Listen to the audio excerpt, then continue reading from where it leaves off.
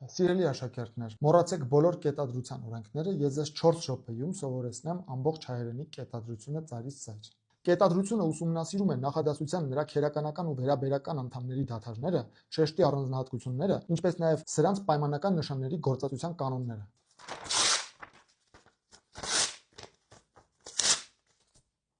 Պետք չի սա ձեզ։ Կետադրությունը նախատեսված է մի բանի համար։ Գրավոր խոսքը ճիշտ հասկանալ, հեշտ ընկալել։ Եթե դուք տեքստը գրեք այնպես, որ կարդացողը ճիշտ ընկալի եւ հեշտ ընկալի, ուրեմն դուք իդեալական կետադրել եք այդ տեքստը։ Ոչ մի օրենք ձեզ պետք չի։ Ամենակարևոր կետադրական նշանը վերջակետն է։ Միտքը ավարտվեց, դնում ենք վերջակետ։ Ինչու՞։ Որպեսզի ընթերցողը հասկանա, որ միտքը ավարտվել է։ Ստորակետ։ Հայերենում ստորակետ դրվում է գերադաս եւ ստորադաս նախադասությունների միջև, երբ տարբեր ստորադաս նախադասությունները կապող ստորադասական շաղկապները կամ շաղկապական բառերը գործածվում են իրար մոտ, ստորակետով տրովումը կատարվում է ըստ էս ինչա, էս պետք չի սա։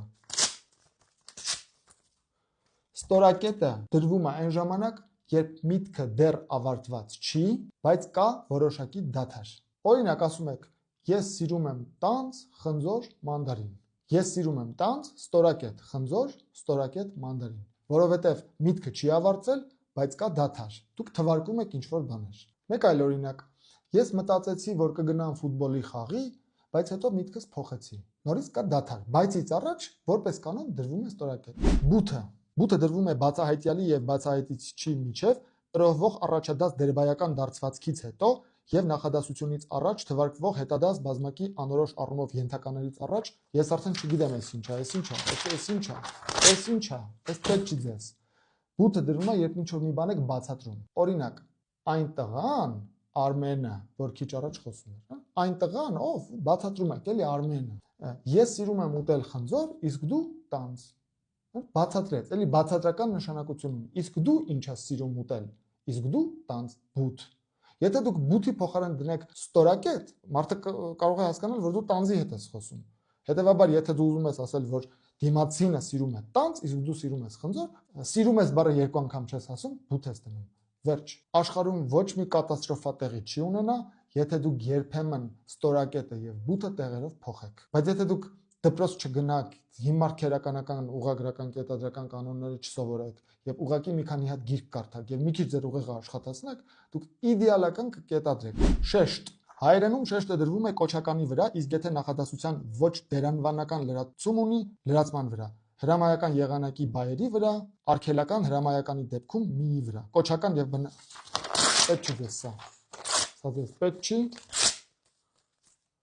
Շեշտը դնում եք, երբ շեշտում եք։ Դնում եք այն բառի վրա, որը շեշտում եք, դնում եք այն տառի վրա, որը շեշտում եք։ Օրինակ, ես համ ուտում եմ, համ խոսում եմ։ Համի վրա, ա տառի վրա դնում եք շեշտ, որովհետև շեշտվում է։ Այդ տղա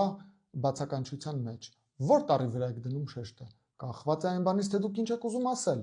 Օրինակ, եթե ասում ես այ տղա, դնում ես առաջին այի վրա։ Եթե դու ուզում ես ասել այ տղա,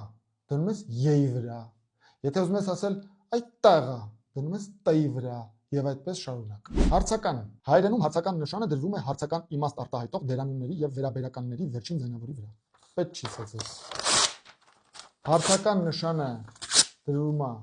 այն տառի վրա, որի վրա կա հարցական։ Որ տառի վրա, որ ձայնավորի վրա կա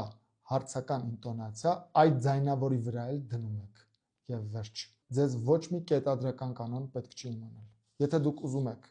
ճիշտ կետադրել, հետևեք այս վիդեոյի մեջ մի քանի այս փոքրիկ խորհուրդներին եւ վերջ, ձեզ ուրիշ ոչ մի բան պետք չի։ Մնացած այս ինչ որ ձեր դպրոցներում ուզում են ձեր գլուխը մտցնել, դա